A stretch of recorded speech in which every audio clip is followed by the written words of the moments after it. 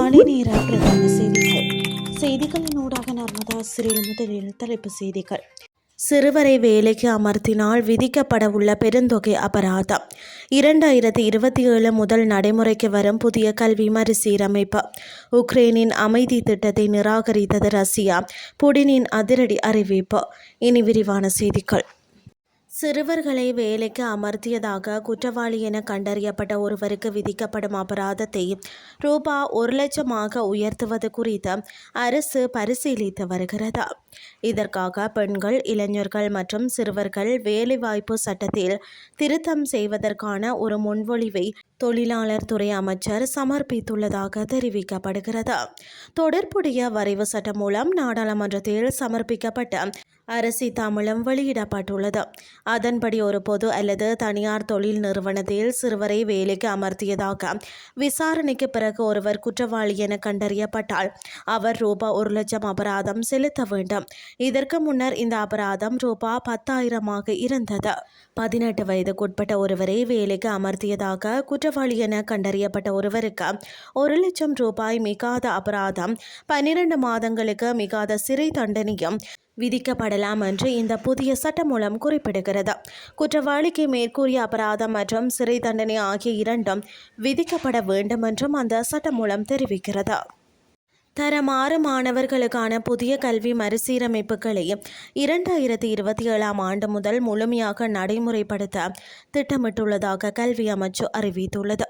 ஜனாதிபதியின் செயலாளர் நந்திக சனத் குமாரநாயகவின் தலைமையில் நடைபெற்ற கல்வி மறுசீரமைப்புகளின் முன்னேற்றம் குறித்த மீளாய்வு கூட்டத்திலேயே இந்த தீர்மானம் எடுக்கப்பட்டுள்ளதாக தெரிவிக்கப்படுகின்றது. இதற்கென 5 முக்கிய அம்சங்கள் அடையாளப்படுத்தப்பட்டு அவற்றை செயற்படுத்துவதற்கும் கண்காணிப்பதற்குமான விசேட குழுக்கள் நியமிக்கப்பட்டுள்ளதாக தெரிவிக்கப்படுகிறது. கடந்த 2026 முதலாம் தரத்தில் அறிமுகம் செய்யப்பட்ட புதிய கல்வி மறுசீரமைப்புகள் தற்போது வெற்றிகரமாக செயல்படுத்தப்பட்டு வரும் நிலையில் அடுத்த கட்டமாக 6ஆம் தரத்திற்கான ஏற்பாடுகள் முன்னெடுக்கப்பட்டுள்ளதாக குறிப்பிடப்பட்டுள்ளது. இதற்கமைவாக 6ஆம் தரத்திற்கான முதலாம் தவணைக்கான பாடப்புத்தகங்கள் அச்சிடப்பட்டு பூர்த்தியாகியுள்ளன. இவை 2ஆம் தவணை பாடப்புத்தகங்களுடன் இணைந்து உரிய நேரத்தில் பாடசாலைகளுக்கு விநியோகிக்கப்பட உள்ளன.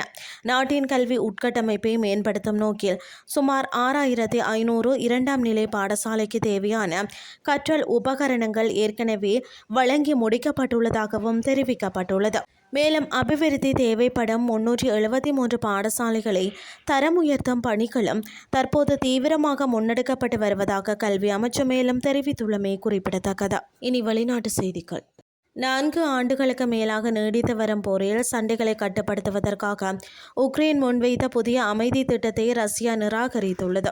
உக்ரைனின் 4 பிராந்தியங்களை முழுமையாக கைப்பற்றும் தனது போர்க்கள இலக்கை தொடரப்போவதாக ஜனாதிபதி விளாடிமிர் புடின் அறிவித்துள்ளார். ரஷ்ய அரசு தொலைக்காட்சிக்கு அளித்த நேர்காணலில் பேசிய புடின் முக்கியமாக ரஷ்யாவின் எண்ணெய் தொழிலை இலக்காக கொண்டு தீவிரமடைந்துள்ள உக்ரைனிய ட்ரோன் தாக்குதல்களை எதிர்கொள்ள ரஷ்யா தனது வான் பாதுகாப்பு திறனை அதிகரிக்க வேண்டும் என்றும் கூறியுள்ளார்.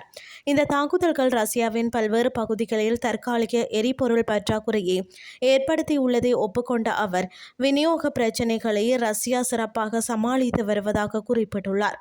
இவ்வாறானதொரு பின்னணியில் அமைதிக்கான ஒரு படியாக 2 நாடுகளும் நீண்ட தூர தாக்குதல்களை நிறுத்திக் கொள்ளலாம் என்று உக்ரைன் முன்மொழிந்ததாக புடின் தெரிவித்துள்ளார். எனினும் போர் முனையில் உக்ரைனிய படைகள் சந்தித்து வரும் கடுமையான அழுத்தத்தை குறைப்பதற்காகவே அந்த நாடு இந்த உத்தியை கையாள்கிறது என ரஷ்யா கருதுகிறது. இத்துடன் செய்திகள் யாவும் நிறைவடைகின்றது. அடுத்த இரவு 8:30 எதிர்பாருங்கள். நன்றி.